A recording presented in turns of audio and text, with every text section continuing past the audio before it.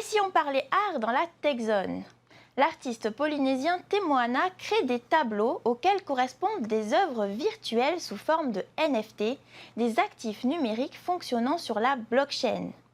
En mai, il a participé à une exposition au sein du Fénoaverse, le premier métavers polynésien.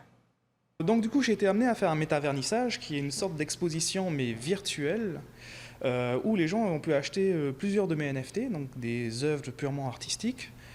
Et parmi ces œuvres-là, il y avait des tableaux physiques adossés à des NFT. C'est-à-dire que les gens venaient, enfin le public venait acheter un NFT et en contrepartie, ils recevaient la version physique de leur NFT qui était un tableau. Du coup, le NFT sert de certificat d'authentification au tableau.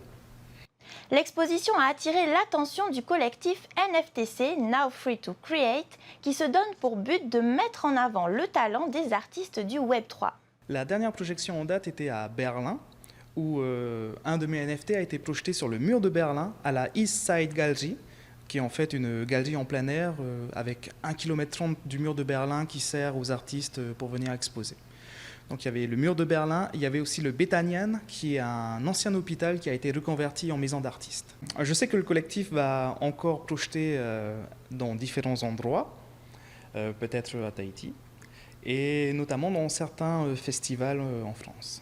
La particularité des œuvres de Temoana, infographiste mais aussi motion designer de métier, eh bien c'est le mouvement dans ses œuvres virtuelles.